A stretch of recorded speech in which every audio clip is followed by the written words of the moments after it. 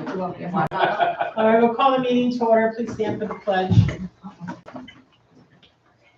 Allegiance to the flag of the United States of America and to the republic for which it stands, one nation, under God, indivisible, with liberty and justice for all.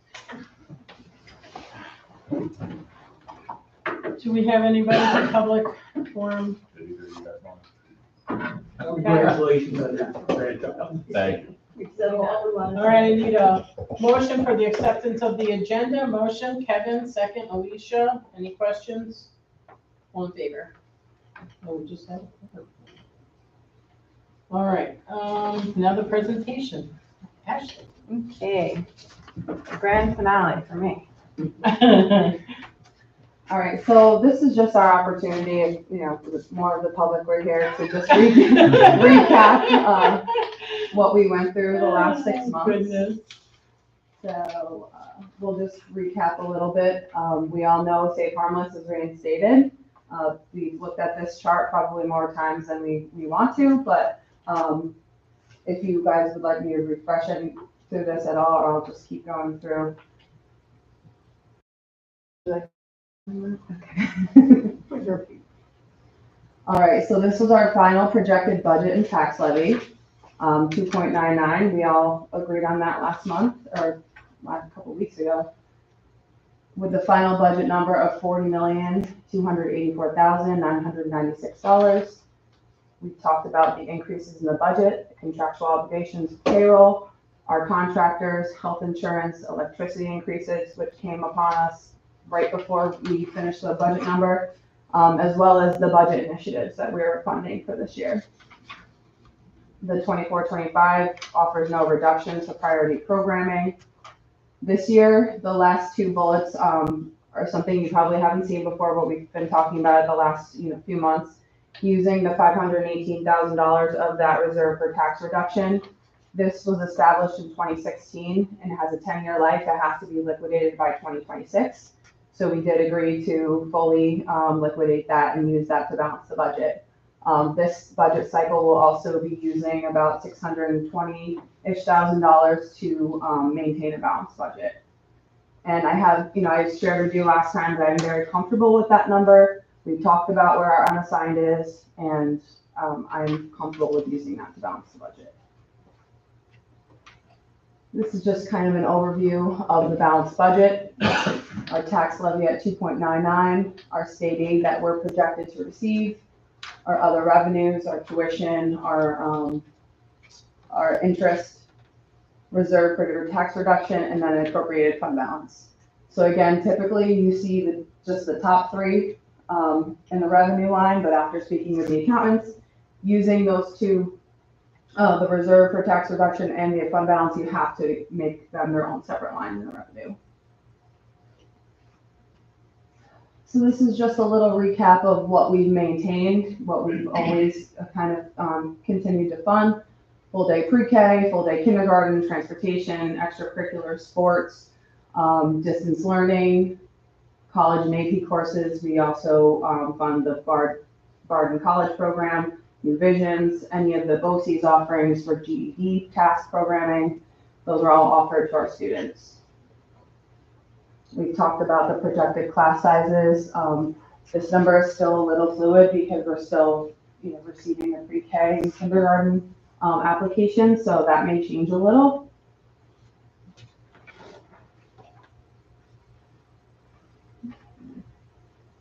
Again, we've seen this multiple times. During this presentation, I wanted to lay out the Board of Education district goals for anyone that hasn't seen them. Don't see anyone that hasn't seen those before. But the chart that we've seen, I've always had this line here that says BOE goal. So when a teacher or staff member submits a proposal, we look to make sure that it aligns with one of the goals. We know that there has been a lot of transition with administration, with our district office, but one thing that has stayed consistent is the goal. So that's one thing that we're continuing to watch. So the three components of our budget, the administrative budget, the capital portion of the budget, and the program. So these are the three components that make up the total budget. the program is any instructional, any programs offered for students, any of the teacher salaries, non-instructional salaries. Capital is anything that we pay for our building itself. We have mixed B&G staff, their benefits come out of capital. The admin, the administrative salaries, any of our legal costs, our audits, those sorts of things come out of administration. I think that sometimes it's always, people see that administrative number and think that that's what our salary, teacher or administrator salaries are, but there's a lot more that goes into that section of the budget. So how much is the school budget paid for by tax dollars? So I broke this out a little bit. The tax levy is about 64%, state aid, other revenues, reserve for tax reduction, and the appropriated fund balance. We talked a couple months ago that I did increase that other revenues line. It was kind of stuck around $700,000-ish for the last few years, and I think that was from the interest, just being at a solid number. But I would like to be a little bit more realistic about the interest. We've been continuing to see that interest come in. So that I did increase that other revenues line.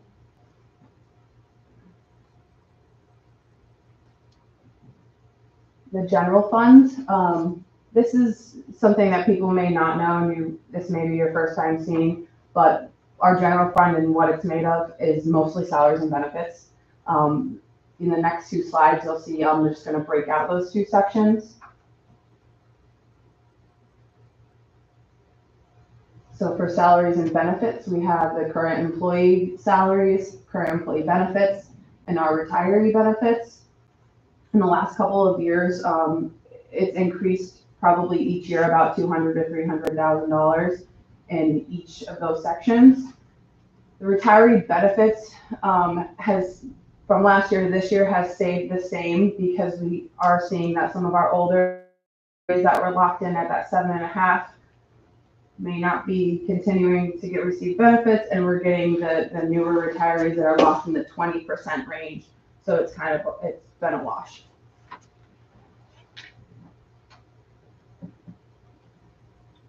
So this one took me a while to break apart, but this is the remainder of the budget. Our BOCES services, our bond payments and school tuition, B&G, transportation, special education. Those three sections are less any of the salaries, so that it's not duplicated. Those are in the other slide. Those are contractual obligations, materials, and supplies. Our audits, insurance, and legal. So we pay our auditors, we pay our insurance companies, we pay our legal team, we pay for student accident coverage. District office and contractual obligations, superintendent office, admin, and technology. I like to point out in that section, our technology budget is much bigger than that number because a lot of it is built into that BOCES number because we do spend a lot of money for our equipment and programs through BOCES. Same with special education. This year, the SRD, I kind of broke it out separately. I do think it's important that our community knows, if they don't already or they're new, that we do have an SRD here. So in the large sheet, I did give its own budget code for the school resource deputy, and I broke it out separately in here as well. In the past, we were paying for it out of the elementary and high school contractual codes. It was just being split, which is totally fine, but I did want to give it its own home. School buildings and instructional staff development, and then any transfers to capital or other transfers. Transfer to capital, that number includes the $515,000 that we're funding for the bus purchases. Also, cafeteria is self-funded, and if we have to cover any of their costs for employee benefits or salaries at the end of the year, we do have money to transfer from the general fund to the cafeteria fund. Self-funded, what does that mean? It means their revenue, it's just their own accounting. They're their own entity then? Yeah. You'll never see cafeteria built into our budget. Okay. Even with the free lunches? Mm-hmm. Interesting. So we have to talk about what happens if it gets voted down. A contingency budget is the tax levy is no greater than the year prior. There's a lot of cost reductions, 0 increase to the tax levy. Anybody that would use our facilities, pickleball, anybody else, volleyball, they would have to pay to use the facility. Field trips, we would have to pay, or students would have to pay out of pocket. We currently pay for all field trips, all meals. They don't pay for any of that. Can you just go back to the last? So the contingency budget is a tax levy no greater than the prior year. We did a negative levy last year. So is it 0 or does it go to the negative? It would go to the negative. So a contingency budget automatically happens if people don't vote yes? There could be a revote, and that would happen the beginning of June, or the board could adopt. I was just confused because then it says 0%, but it's actually a negative number. Yeah, but there could be no increase to the tax levy, the number that we levied last year, so that 24 million. Non-essential maintenance could not be performed. Any of the special initiatives that we were going to fund could not be purchased. Equipment purchases, bus purchases, transfers to capital, which is the bus purchases. Student supplies, you have 35,000. That's set aside for all student supplies and paper materials and things like that. We wouldn't be able to have that. Non-instructional employees, so number 5 doesn't apply to us because all of our members are in a collective bargaining unit. Number 6, basically, we pay BOCES to print our Titan Herald, Cornerstone, that prints them and mails them. We wouldn't be able to pay for that. So after going through the budget, removing things, I was able to decrease the budget of $1.1 million.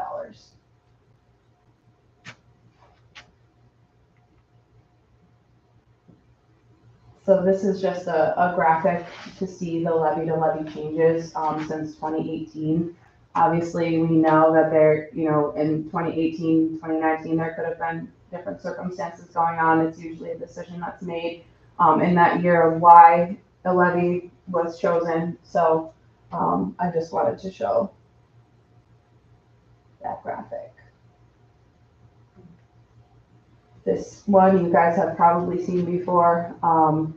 In front of you, there's a chart, and I actually have the data that's plugged into this on the chart. And to show you where that number came from, that $5 million number there. But the orange line here is what we approved to levy, and the black is what we could have levied at the max. And that goes back to 2014, 2015 school year. And all of these graphics I will upload to the website tomorrow, and I will also have them available at the budget vote at the information table.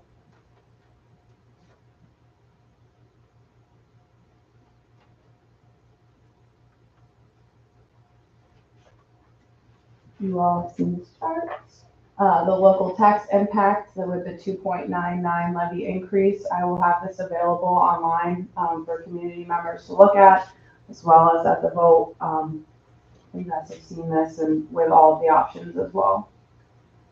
I still don't. Actually, I like this, so it gives people, so people aren't freaking out. Yeah, And when they look at this, they see that their taxes aren't gonna go up or be right. that much. And the caveat is that these are also based on equalization rates. Right. And these numbers here are from the 23-24 equalization rates because we don't get the final rates until right before we receive the tax rolls. Right. So, if we get a preliminary number, I can update this and share this out as well. Okay. And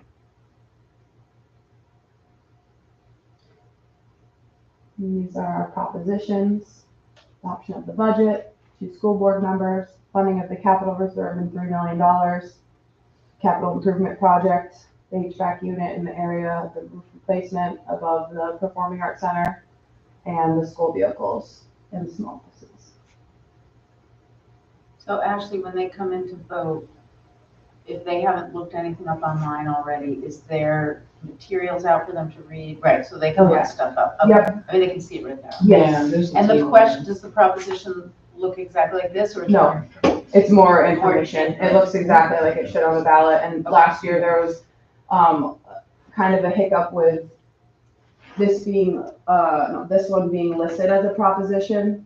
So on the ballot itself, this is going to be above without a Oh. proposition number. Yeah, And then it's going to read proposition 1, 2, 3, 4. And Okay. that's all on the website. I just was laying this out for you guys just for information purposes, but it's all on the website on how it's going to be listed. okay, great. Well, somebody complained last year because they apparently told people what proposition to vote for. So Yeah. when it was on the ballot, it wasn't the way that they were told to Oh. vote.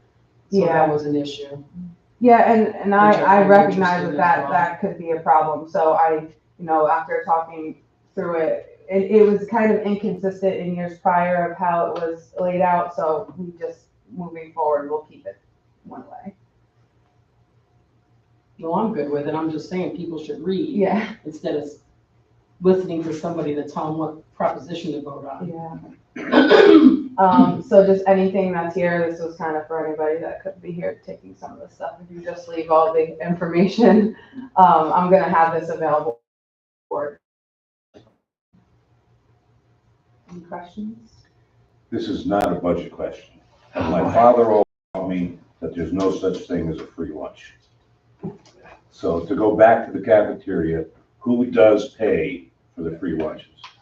Who pays for the free lunches? We get federal money that goes into the cafeteria fund. Okay, So that's from the federal government to pay for the lunches. But all the students walk through and they do not pay for any lunch. You We don't know. do pay Right, part so- of it. we must pay Yes. part of it. Yes, we pay for the food, but it's all through the revenue from the cafeteria. And cafeteria has its own budget and its own revenue. So when I create in my programming, I create a general fund budget. I create a general fund revenue budget. I create a contingency budget. Budget and a cafeteria revenue.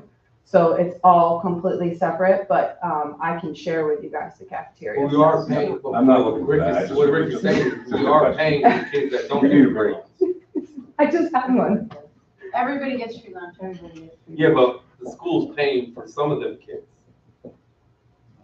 The federal government's paying for everybody's lunch She now? just told you how Yeah. it's being paid for. You didn't hear her? No, but you're not listening to what I'm saying. When we started this, it was $500,000. Yeah. Now the federal government's paying all of it. No, they're paying some of it. You didn't just hear what she just said? They're paying some of it, and then the rest of the revenue is being generated by the cafeteria to pay for the rest. Yeah, Isn't that what you said? yeah. I mean, if a student wants to buy ice cream, if I want to buy lunch, I have to pay for lunch. So there's still revenue coming in, even though the students are receiving a free meal. And just to reiterate, you may have said this and I missed it, the cafeteria budget is not included in any of these numbers, right? It's not part of it. Good. No, it's That's what I not. thought you said, just confirm. No, and we have that line if we have If to we cover need to any look. of their expenses. Oh, okay, yeah. We have that money set aside. What are we funded by the government now? It's gone up, right? Like when we first started, it was only, I want to say it was like 40 something, like almost 50%, but it's higher than that now. Yeah, I can look. I have all that information. Kyle and I are starting to, I mean, I thought it his was somewhere in the 60. yeah, his is a little range. more, it's easier to digest, so we can do that in like a week. So him and I are gonna be working through that and applying for Okay. other things.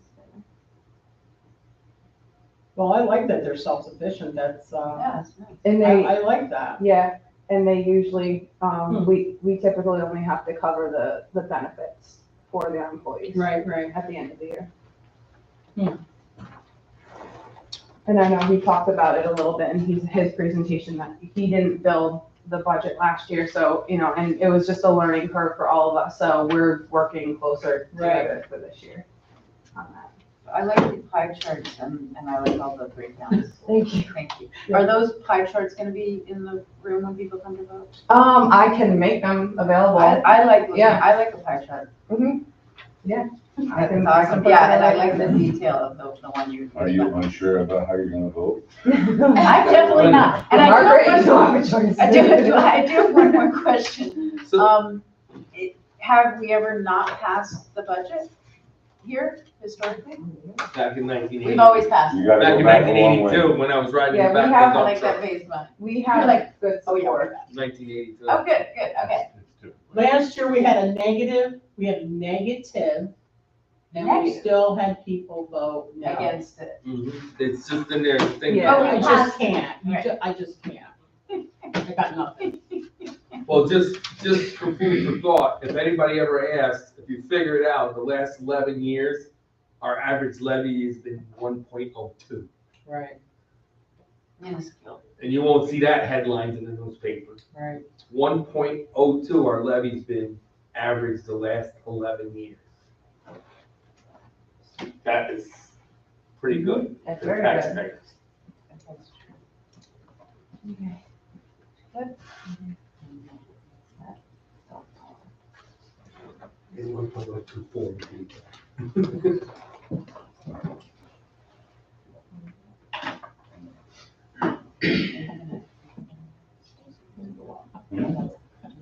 It's too late. Yeah, You can take this one. Are we done? You can't take action. Thank you so much. Oh, It was this great. Thank you. Excellent job. Thanks. In favor?